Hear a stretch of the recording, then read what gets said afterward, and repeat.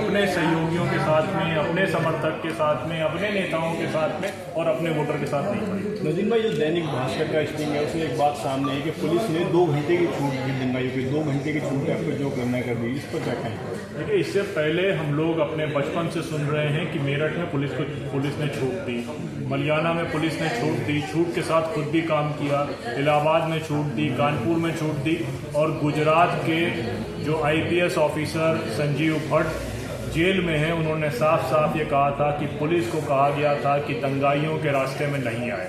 तो ये जो दैनिक भास्कर का स्टिंग ऑपरेशन है, इससे आपको बहुत सरप्राइज या आश्चर्य में नहीं आना चाहिए। ये बीजेपी की सरकारों की पुरानी स्टाइल है, जिसमें वो पुलिस को हॉस्टाइल करके, पुलिस को रोक करके और दंगा करवाते हैं। देखिए, इसके पीछे एक बहुत ही सिंपल और बहुत ही इम्पोर्टेंट रीजनिंग है। पिछले 10 सालों से, यानी एक डेकेड से टीवी मीडिया के थ्रू जो ब्रेन वॉशिंग हो रही है हर एक इंडियन हाउसहोल्ड की, रात को 9 बजे जो ये न्यूज़ चैनल चलते हैं जिसमें खूब जिहाद, लैंड जिहाद, अब रेलवे जिहाद के बारे में बात हो रही है, तरह तरह के जिहादों के बारे में बात हो रही है, मुसलमानों को एक पर्टिकुलर कैरेक्टर की तरह दिखाया जाता है, लंबी दाढ़ी, स्कल के आर्च, एंड एक तरीके से इस तरह से दिखाया जाता है कि इनसे तो डर के रहना है, ये तो टेररिस्ट हो सकते हैं, ये तो आपकी बहू बेटियों को भगा लेंगे। ये ब्रेन वॉशिंग 10 सालों से हो रही है। 10 साल कुछ कम टाइम नहीं होता। एक आम आदमी, एक आम हिंदुस्तानी उसको रोज देखता है, तो आप सोच सकते हैं कि उसके मन में क्या जा रहा है, आप कैसे रोकेंगे उस ब्रेन वॉशिंग? लेकिन जो सिस्टम है, कोर्ट है और सारी चीज़ें वो सब देख रही हैं। जी, तो आई थिंक पिछले 10 सालों में हमने ये ऑब्जर्व किया है कि democracy is not simply voting, it's a system of checks and balances. किस तरीके से सिस्टम जो है वो एक दूसरे को रोकता है कि अगर कोई पॉलिटिशियन जो है वो ज़्यादा पावर एक्सर्ट करे तो जुडिशरी उसके ऊपर जाएगी, जुडिशरी के ऊपर एग्जीक्यूटिव रह सकता है, एग्जीक्यूटिव के ऊपर प्रेस रह सकती है। पर अभी हमने पिछले 10 सालों में देखा कि हर एक सिस्टम को इंडिया में अंडरमाइन किया गया है, जिसमें जुडिशरी भी एक है। Judiciary in fact is one of the major system that has been undermined because of which media compromise है, जुडिशरी कॉम्प्रोमाइज है, एग्जीक्यूटिव कॉम्प्रोमाइज है, पुलिस कॉम्प्रोमाइज है। तो कौन रोकेगा? आप जैसे कुछ पत्रकार हैं जो अच्छा काम कर रहे हैं, जो थोड़ा बहुत सोशल मीडिया के थ्रू कर रहे हैं, आपके लिए भी तो ब्रॉडकास्ट बिल आ रहा है आपको रोकने के लिए। मैम, जुडिशरी की आपने बात की तो CGI कह रहे हैं कि मैं तो भगवान में विश्वास रख के फैसला सुना रहा हूँ, तो इस पर आप क्या कहना चाहिए? मैं CGI को बोलना चाहती हूँ कि I am waiting for the next CGI, hopping it will be better. आप लोग तो वहाँ जमीली स्तर पे काम कर रहे हो, आपने बोला था वहाँ 5 जगह, क्या लगता है वहाँ का जमीली रिपोर्ट क्या है?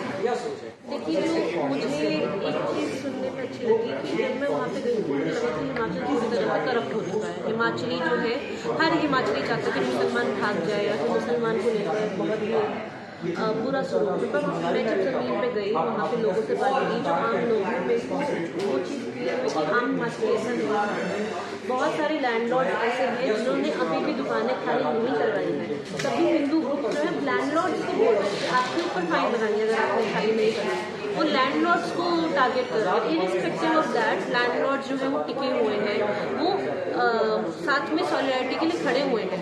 बहुत सारे ऐसे मुसलमानों से बात हुई, जैसे मैंने पालमपुर के जो कश्मीरी मुसलमान हैं उनके बारे में बात की, जो 40 साल से पालमपुर में दुकान लगाते हैं। तो उन्होंने बताया कि उनको कितनी सद्भावना मिली आसपास के लोगों से। लोग आए उनके पास और अभी भी आते हैं कि भाई आप चिंता मत करिए, हम आपके साथ खड़े हुए हैं। ज़रूर उनके मन में ये डर है कि डेमोग्राफी चेंज हो जाएगी, मुसलमान आ जाएंगे, बट हर हिमाचली ऐसा नहीं है।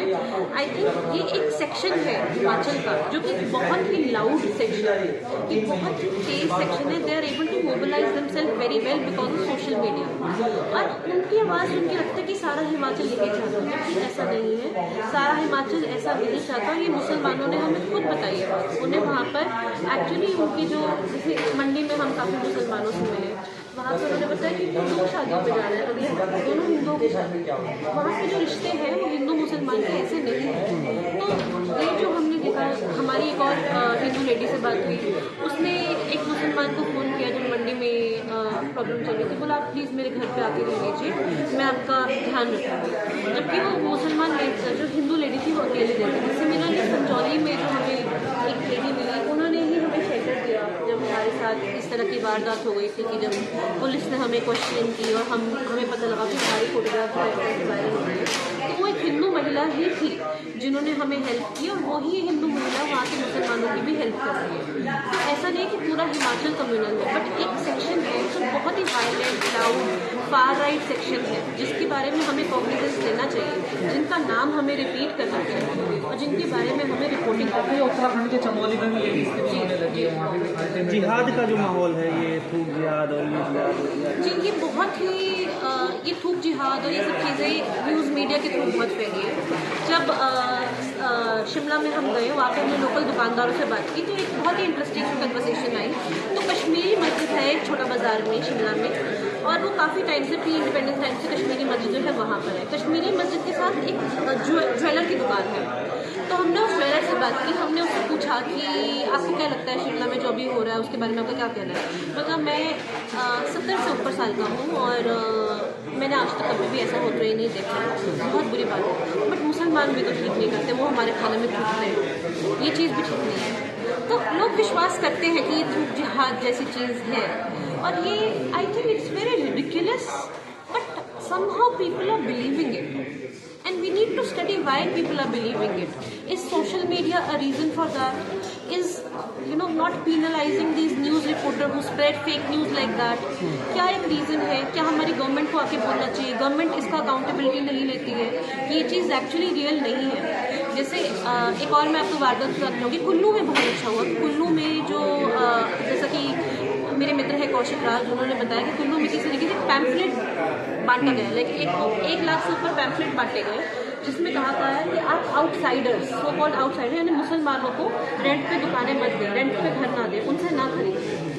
वहीं पर कुल्लू में जो एडमिनिस्ट्रेशन है, वहाँ के SDM है, उन्होंने प्रेस कॉन्फ्रेंस की, उन्होंने मस्जिद का नक्शा सामने रखा, उन्होंने बोला बताइए हमें इलीगल क्या है। जब गवर्नमेंट ने इतना बड़ा स्टेप लिया, इस तरह से प्रेस कॉन्फ्रेंस में झूठ को सच से अलग किया, दैट वे एक्चुअली जो नॉर्मल पर्सन है उसको समझ आया कि ये नहीं है। I think administration needs to take more such steps, they need to be proactive. और ये सिर्फ सीनियर लेवल के जो मिनिस्टर्स हैं उनकी जिम्मेदारी नहीं, जूनियर लेवल के SP जैसे ऑफिसर, इतनी सारी कंप्लेंट्स है जिनका उन्होंने कॉग्निजेंस नहीं लेकिन लिया। हम जैसे बहराइच में देखें तो वहाँ पर निकल करके सामने आ रहा है स्टिंग के थ्रू और तमाम चीज़ थ्रू कि पुलिस ने खुद बोला कि 2 घंटे का टाइम दे दो, हम खत्म कर देंगे, या इस तरीके से आ रहा है कि BJP के लोग ही उसमें शामिल हैं। देखिए, बहराइच के बारे में मैं बात नहीं कर सकती बिकॉज वहाँ पे मैंने रिपोर्टिंग नहीं की है। पर जो देश में माहौल है उसमें ये भी पता लगता है कि पुलिस, जुडिशरी, हर एक जो स्तंभ है हमारा डेमोक्रेसी का, वो अभी कॉम्प्रोमाइज़ हो चुका है। तो उससे भी पुलिस अछूत नहीं है, तो अब उससे ज़्यादा मैं क्या बोलूँ। अच्छा, व्हाट्सएप यूनिवर्सिटी पे आप क्या कहना चाहिए, कैसे बचा जा सकता है? जी, व्हाट्सएप यूनिवर्सिटी के ऊपर मैंने एक बहुत शानदार रिपोर्ट की है, मैं आपको भेजूँगी उसको। इंडियन इलेक्शंस के ऊपर जब इलेक्शन चल रहे थे तो मेरी रिपोर्ट आई थी, तो उसमें मैंने BJP के जितने भी व्हाट्सएप ग्रुप्स हैं उनको इन्फिल्ट्रेट किया। कुछ 400 से ज़्यादा ग्रुप्स हैं, उनके अंदर हम गए, वहाँ पे देखा कि किस तरीके से व्हाट्सएप पे प्रोपेगेंडा फैलाया जाता है। एक सरोगेट कैंपेनिंग होती है, लाइक ना व्हाट्सएप उनको लेबल करता है कि ये पॉलिटिकल ग्रुप है, ना ही उनको बताया जाता है कि ये पर्टिकुलर पार्टी से लिंक ग्रुप है, और उसके ऊपर भरपूर प्रोपेगेंडा फैलाया जाता है। जैसा कि हमारे जो पैनलिस्ट है रमनदीप कीर्तन, उन्होंने बताया कि उन्होंने बहुत सारा देखा कि ये कर्नाटका और हिमाचल से न्यूज़ आ रही है, they were not able to understand कि why this is coming during the Haryana election. But now it is clear that using WhatsApp, using social media, using meta platforms,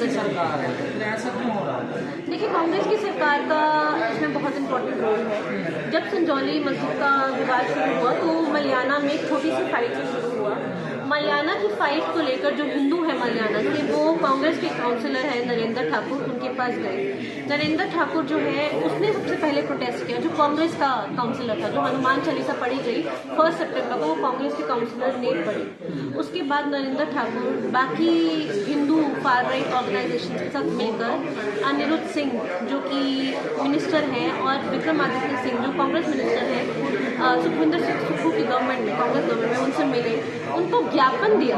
उन्होंने उनको बोला, ये उनकी फेसबुक पे है, आप देख सकते हैं, उनको ये बोला कि आप जो है ये मुसलमानों को यहाँ पे ना आए, बाहरी लोगों को आप यहाँ पे ना आए।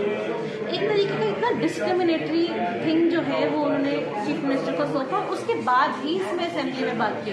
अच्छा, आइडेंटिटी वेरिफिकेशन की बात की आपने, उस बारे में आप क्या कहेंगे? बार बार उसको रिपीट मोड पे लाया जा रहा है। देखिए आइडेंटिटी वेरिफिकेशन जो है, देखिए मुसलमान तो इसलिए करा रहे हैं बिकॉज उसको डर है, ठीक है, उसको लगता है कि मैं मर जाऊंगा किसी को पता नहीं चलेगा, तो इसलिए पुलिस के पास जा रहे हैं। हिंदू लोग इसलिए वेरिफिकेशन करवा रहे हैं बिकॉज उनको लगता है कि भाई जो far right Hindu not ordinary Hindu, वो इसलिए बोल रहे हैं, उनको लगता है बांग्लादेशी रोहिंग्या।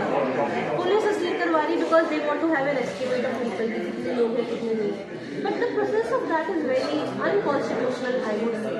जिस तरीके से उनका आधार कार्ड रख दिया जाता है, वेरिफिकेशन की वैलिडिटी है, 6 महीने की वैलिडिटी है, कई टाउन में 3 महीने की वैलिडिटी है, कहीं पर 4 महीने की वैलिडिटी है, तो ये चीज़ जो है बार बार जाना, उनका आधार कार्ड रख देना, अब कैरेक्टर सर्टिफिकेट की मांग करना, ये अनकॉन्स्टिट्यूशनल है, ये किसी और जगह पे हो रहा है, तो मुसलमानों को हिमाचल जाने के लिए करने की क्या जरूरत है? अच्छा, क्या लगता है जो हिमाचल के बारे में लोगों को परोसा जा रहा है, जो वास्तविकता है बहुत अलग है?